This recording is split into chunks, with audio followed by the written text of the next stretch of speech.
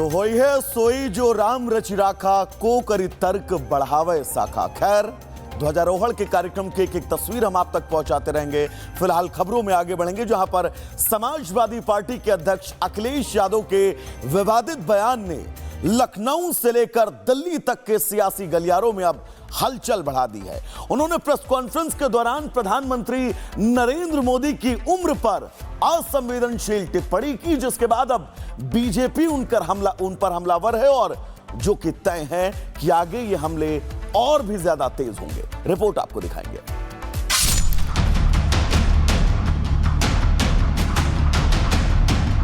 खुद ही नहीं रहेंगे यहाँ पे धरती पे, बातें कर रहे हैं बेमतलब की। विकसित भारत के संकल्प को, जो पूरे भारत का संकल्प है, उस पर चलने की बजाय होची घटिया व्यक्तिगत टिप्पणियां कर रहे हैं, ये दुर्भाग्यपूर्ण है।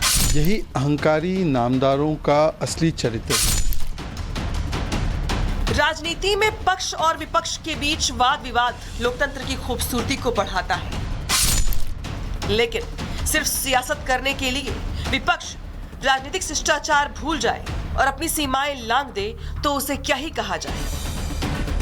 संवैधानिक पद पर बैठे पीएम मोदी की उम्र पर विवादित टिप्पणी करना न सिर्फ देश बर्दाश्त करेगा और न ही कोई दल।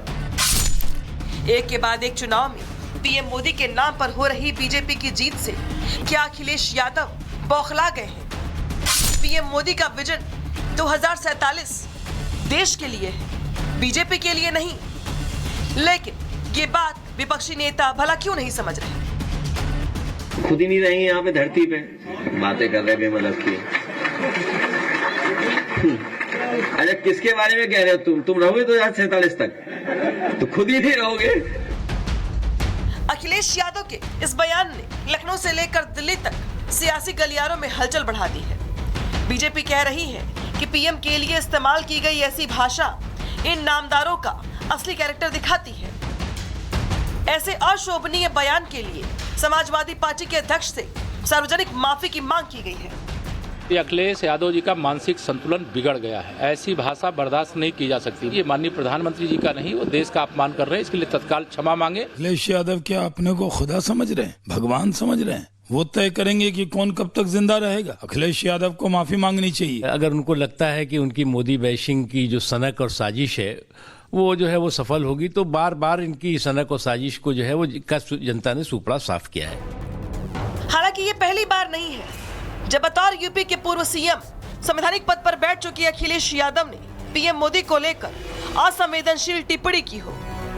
इसके पहले यूपी विधानसभा चुनाव से पहले भी अखिलेश यादव ने दिसंबर 2021 में वाराणसी में कहा था कि पीएम मोदी काशी में 2-3 महीने रहे, अच्छी बात है, वो जगह रहने वाली है।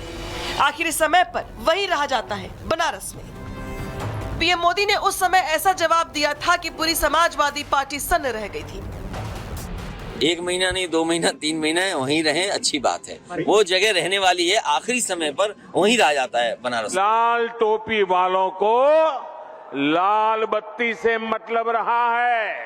ये लाल टोपी वालों को सत्ता चाहिए, घोटालों के लिए, अपनी तिजोरी भरने के लिए, अवैध कब्जों के लिए, माफियाओं को खुली छूट देने के लिए। इस तरह की बयानबाजी लोकतंत्र में विपक्ष के सियासी किरदार पर बड़े सवाल खड़ी करती है।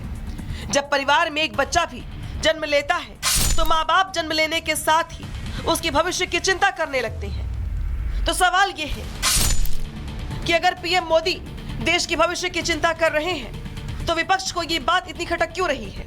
क्या पीएम मोदी का अपने देश के भविष्य के लिए चिंता करना गलत है? क्या राजनेताओं को सिर्फ आज की चिंता करनी चाहिए, आने वाले कल की नहीं? असल में विपक्ष की राजनीति का मॉडल 5 साल वाला है, यानी जब तक उनकी सरकार रहे उनकी योजनाओं का भविष्य दूरगामी होने के बजाय अगले चुनाव तक वाला होता है।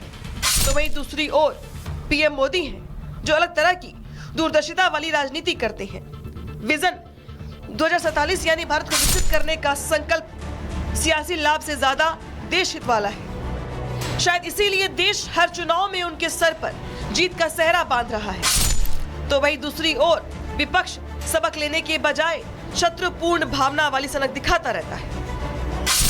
राजनीति में प्रतिद्वंदिता अच्छी बात है, लेकिन यही प्रतिद्वंदिता अगर दुश्मनी का रूप लेने लगे तो ये सिर्फ नफरत को ही जन्म देती है, जो लोकतंत्र के लिए अच्छी बात नहीं।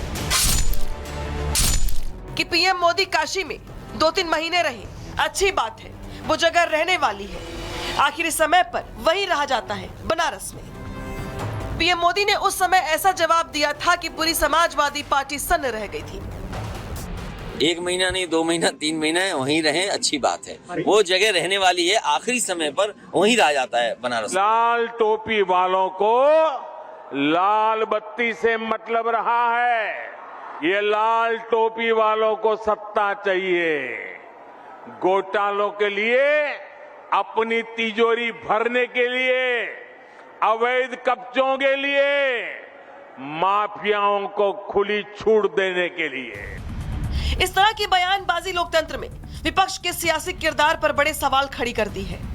जब परिवार में एक बच्चा भी जन्म लेता है तो माँ बाप जन्म लेने के साथ ही उसके भविष्य की चिंता करने लगते हैं। तो सवाल ये है कि अगर पीएम मोदी देश के भविष्य की चिंता कर रहे हैं तो विपक्ष को ये बात इतनी खटक क्यों रही है? क्या पीएम मोदी का अपने देश के भविष्य के लिए चिंता करना गलत है? क्या राजनेताओं को सिर्फ आज की चिंता करनी चाहिए, आने वाले कल की नहीं? असल में विपक्ष की राजनीति का मॉडल 5 साल वाला है, यानी जब तक उनकी सरकार रहे उनकी योजनाओं का भविष्य दूरगामी होने के बजाय अगले चुनाव तक वाला होता है। तो वहीं दूसरी ओर पीएम मोदी हैं जो अलग तरह की दूरदर्शिता वाली राजनीति करते हैं।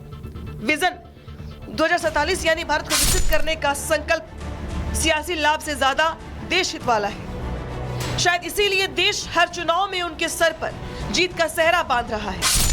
तो वहीं दूसरी ओर विपक्ष सबक लेने के बजाय शत्रुपूर्ण भावना वाली सनक दिखाता रहता है। राजनीति में प्रतिद्वंदिता अच्छी बात है, लेकिन यही प्रतिद्वंदिता अगर दुश्मनी का रूप लेने लगे तो ये सिर्फ नफरत को ही जन्म देती है, जो लोकतंत्र के लिए अच्छी बात नहीं। कि पीएम मोदी काशी में 2-3 महीने रहे, अच्छी बात है, वो जगह रहने वाली है। आखिरी समय पर वहीं रहा जाता है, बनारस में। पीएम मोदी ने उस समय ऐसा जवाब दिया था कि पूरी समाजवादी पार्टी सन्न रह गई थी। 1 महीना नहीं, 2 महीना, 3 महीना है, वहीं रहे, अच्छी बात है। वो जगह रहने वाली है, आखिरी समय पर वहीं रह जाता है बनारस। लाल टोपी वालों को लाल बत्ती से मतलब रहा है। ये लाल टोपी वालों को सत्ता चाहिए, घोटालों के लिए, अपनी तिजोरी भरने के लिए, अवैध कब्जों के लिए, माफियाओं को खुली छूट देने के लिए। इस तरह की बयानबाजी लोकतंत्र में विपक्ष के सियासी किरदार पर बड़े सवाल खड़ी करती है।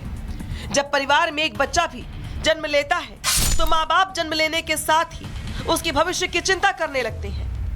तो सवाल ये है कि अगर पीएम मोदी देश के भविष्य की चिंता कर रहे हैं तो विपक्ष को ये बात इतनी खटक क्यों रही है? क्या पीएम मोदी का अपने देश के भविष्य के लिए चिंता करना गलत है? क्या राजनेताओं को सिर्फ आज की चिंता करनी चाहिए, आने वाले कल की नहीं? असल में विपक्ष की राजनीति का मॉडल 5 साल वाला है, यानी जब तक उनकी सरकार रहे उनकी योजनाओं का भविष्य दूरगामी होने के बजाय अगले चुनाव तक वाला होता है। तो वहीं दूसरी ओर पीएम मोदी हैं जो अलग तरह की दूरदर्शिता वाली राजनीति करते हैं। विजन 2047 यानी भारत को विकसित करने का संकल्प सियासी लाभ से ज्यादा देश हित वाला है। शायद इसीलिए देश हर चुनाव में उनके सर पर जीत का सेहरा बांध रहा है। तो वहीं दूसरी ओर विपक्ष सबक लेने के बजाय शत्रुपूर्ण भावना वाली सनक दिखाता रहता है। राजनीति में प्रतिद्वंदिता अच्छी बात है, लेकिन यही प्रतिद्वंदिता अगर दुश्मनी का रूप लेने लगे तो ये सिर्फ नफरत को ही जन्म देती है, जो लोकतंत्र के लिए अच्छी बात नहीं। Bureau report, Republic Bharat.